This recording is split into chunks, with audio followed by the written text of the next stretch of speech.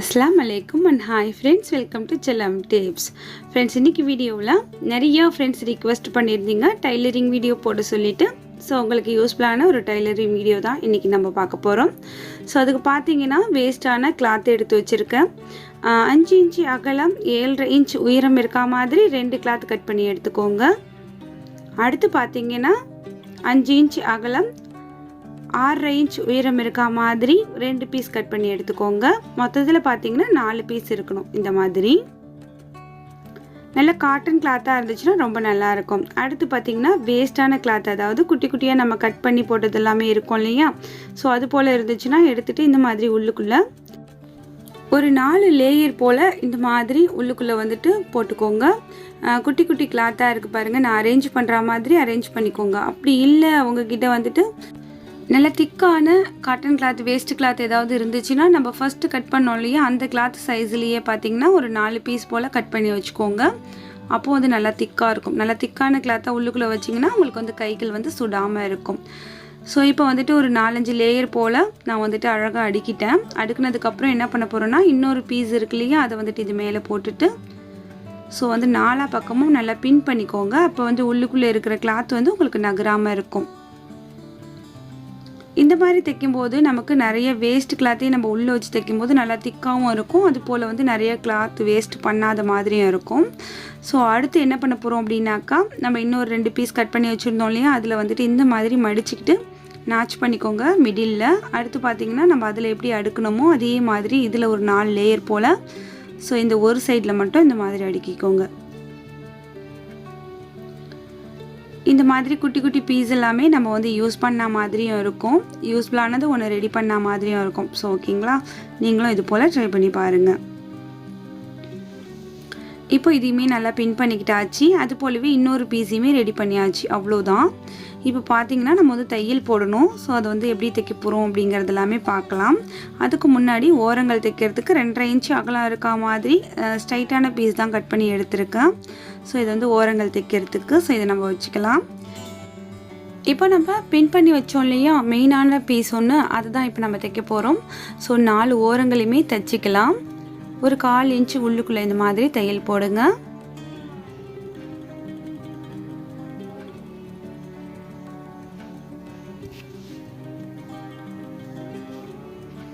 அவ்வளோதான். இப்போ பார்த்தீங்கன்னா 4 பக்கமும் தையல் போட்டாச்சு.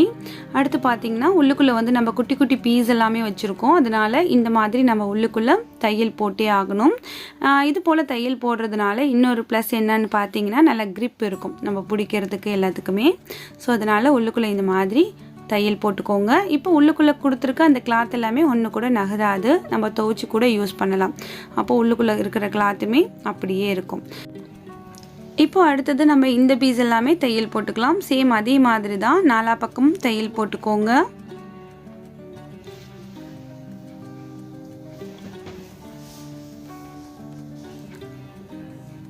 நாலா பக்கமும் தையல் போட்டதுக்கப்புறம் உள்ளுக்குள்ளே வந்துட்டு இந்த மாதிரி தையல் போட்டுக்கோங்க. அதே மாதிரி தான் முதல்ல பண்ணின சேம் ப்ராசஸ். உள்ளுக்குள்ளே இருக்கிற கிளாத் வந்துட்டு நமக்கு வந்து கலையாமல் அது வந்து துவைச்சாலும் சுருங்காமல் இருக்கிறதுக்காக தான் இந்த தையல் நம்ம போடுறோம். இது போல் தையல் போட்டு முடிச்சுக்கலாம். இது போலவே அந்த பீஸையுமே ரெடி பண்ணிக்கோங்க.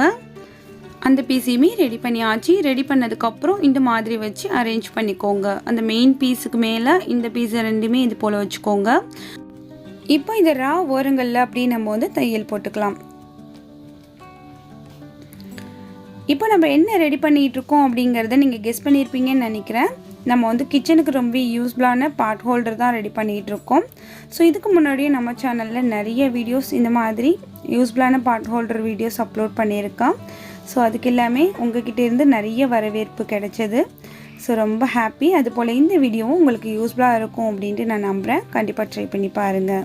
இப்போது 4 பக்கமும் நம்ம தையல் போட்டு முடித்ததுக்கப்புறம் ஓரத்தில் இருக்கிற இந்த எக்ஸஸான பீஸ் எல்லாமே கட் பண்ணி எடுத்துடலாம். ஸோ தையலை வந்து எந்த விதத்திலும் டச் பண்ணாமல் கட் பண்ணி எடுத்துக்கோங்க. ஸோ இப்போ ஃபினிஷிங்காக கட் பண்ணி முடித்ததுக்கப்புறம் நம்ம வந்துட்டு ஒரு ஸ்ட்ரைட் பீஸ் வச்சுருந்தோம் இல்லையா, ஸோ அதை வந்துட்டு இதில் அட்டாச் பண்ணலாம். இந்த மாதிரி அந்த பீஸோட அந்த ரா எட்ஜை வந்து அப்படியே மடிச்சுட்டு ஸோ இந்த சைட்லேருந்து வச்சு தைக்க ஆரம்பிங்க. 2ஆக மடித்து இந்த மாதிரி வச்சு தைக்கிறேன். இது அப்படியே நீங்கள் வந்துட்டு மிஷின் இல்லை அப்படின்னா கையாலேயே நீங்கள் ஸ்டிச் பண்ணலாம், ரொம்ப ஈஸி தான்.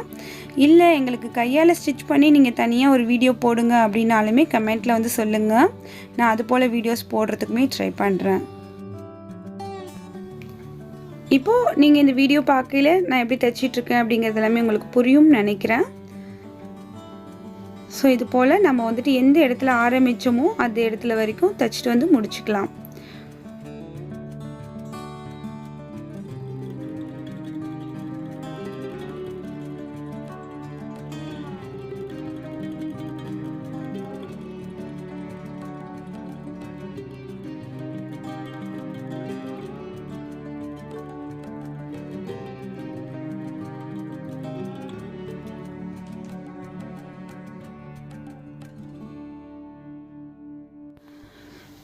அவ்வளோதான் ஃப்ரெண்ட்ஸ். இப்போ பார்த்தீங்கன்னா நம்ம தச்சு முடிச்சாச்சு. அதில் எக்ஸஸாக இருந்த பீஸை வந்து கட் பண்ணி எடுத்துட்டேன். இப்போ பார்த்தீங்கன்னா இந்த 4 கார்னரையுமே நம்ம வந்துட்டு தையலை டச் பண்ணாமல் கட் பண்ணி விட்டுக்கலாம். ஸோ அப்போ வந்து நமக்கு மடக்கி தைக்கும்போது நமக்கு நல்லா ஃபினிஷிங்காக இருக்கும், தைக்கிறதுக்குமே ரொம்ப ஈஸியாக இருக்கும்.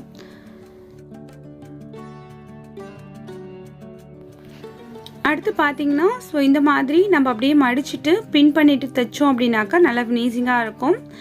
ஸோ பின் பண்ணிக்கோங்க. எல்லா சைடுமே பின் பண்ணியாச்சு. இப்போ நம்ம ஸ்டிச் பண்ணிக்கலாம்.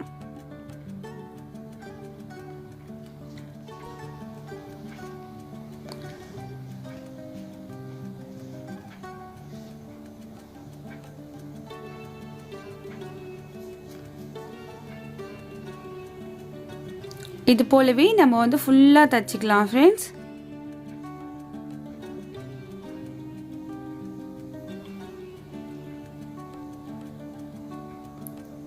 தைக்கும்போது நம்ம ஒவ்வொரு பின்னாக ரிமூவ் பண்ணிக்கிட்டே எப்படி தைச்சோம் அப்படின்னாக்கா நமக்கு வந்துட்டு அழகாக ஃபினிஷிங்காக வரும்.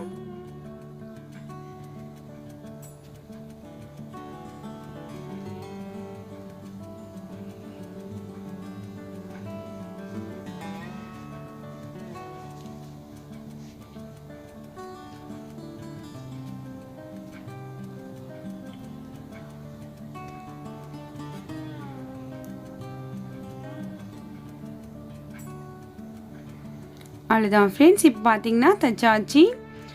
எக்ஸஸாக இருக்கிற இந்த நூல் எல்லாமே கட் பண்ணி எடுத்துடலாம். ஸோ அவ்வளோதான், மேக்ஸிமம் ரெடி ஆகிடுச்சு. அடுத்து நம்ம என்ன பண்ண போகிறோம் அப்படின்னாக்கா இதை வந்துட்டு வேலில் ஹேங் பண்ணுறதுக்கு நமக்கு ஒரு நாட் மாதிரி ஒன்று தேவைப்படும் இல்லையா?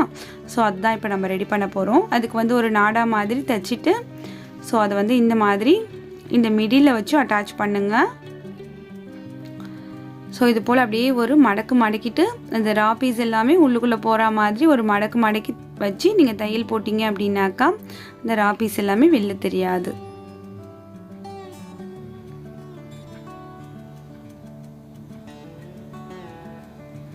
நல்லா ஒரு 2-3 முறை இந்த இடத்துல தையல் போட்டுக்கோங்க. அவ்வளோதான் ஃப்ரெண்ட்ஸ், நம்மளோட அழகான யூஸ்ஃபுல்லான ஒரு பாட் ஹோல்டர் ரெடி ஆகிடுச்சு.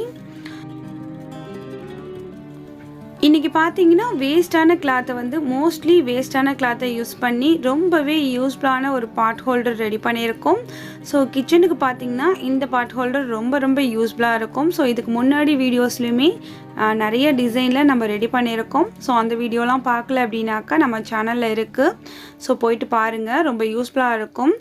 அதுபோல் இந்த பாட் ஹோல்டரை நம்ம எப்படி யூஸ் பண்ண போகிறோம் அப்படிங்கிறத வீடியோட எண்டில் ஜஸ்ட் ஒரு ஐடியாவாக உங்கள் கூட ஷேர் பண்ணுறேன். ஸோ அந்த மாதிரி நிறையா ஃப்ரெண்ட்ஸ் வந்துட்டு கருத்துணி யூஸ் பண்ணுவீங்க. ஸோ கருத்துணிக்கு பதில் இதை மாதிரி நீங்கள் யூஸ் பண்ணி பாருங்கள், அதுக்கப்புறம் உங்களுக்கு கருத்துணியே பிடிக்காது. ஸோ அந்தளவுக்கு இது ரொம்பவே யூஸ்ஃபுல்லாகவும் கம்ஃபர்டபுளாகவும் இருக்கும். ஸோ கண்டிப்பாக எல்லாருமே இதை மாதிரி 1-2 செஞ்சு வச்சு யூஸ் பண்ணி பார்த்துட்டு அதுக்கப்புறம் வந்து சொல்லுங்கள்.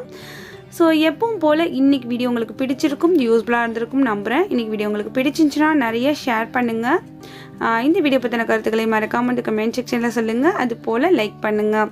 இப்போ நம்ம பால் எல்லாமே வடிகட்டும் போது ஆற்றும் போது எல்லாமே நிறைய வந்து கையில் அடிக்கும் இல்லையா? ஸோ ஆவி அடிக்கும்போது கைகள்லாம் சுடும். இந்த மாதிரி பாட் ஹோல்டரில் நம்ம வந்து திக்கான ஒரு கிளாத்தை வந்து நம்ம ஹோல்டு பண்ணி அதை தூக்கும்போது கைகளும் சுடாது, அது போல் ஆவியுமே கையில் அடிக்காது. ஸோ அதுக்கெல்லாமே இந்த பாட் ஹோல்டர் ரொம்பவே யூஸ்ஃபுல்லாக இருக்கும். ஒரு பாத்திரத்தை தூக்கிறதுக்கு, வைக்கிறதுக்கு, இல்லை ஓவன்லேருந்து ஒன்று எடுக்கிறதுக்கு எல்லாத்துக்குமே ரொம்ப கன்வீனியண்ட்டாக இருக்கும்.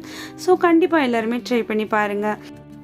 அவ்வளோதான் ஃப்ரெண்ட்ஸ், எனக்கு வீடியோ உங்களுக்கு பிடிச்சிருக்கும் நம்புகிறேன். இது போல் தினம் தினம் நம்ம சேனலில் வரக்கூடிய யூஸ்ஃபுல்லான கண்டென்ட்டை மிஸ் பண்ணாமல் நீங்கள் பார்க்க மறக்காமல் நம்ம சேனலை சப்ஸ்கிரைப் பண்ணி வச்சுக்கோங்க. தேங்க்ஸ் ஃபார் வாட்சிங். பாய்.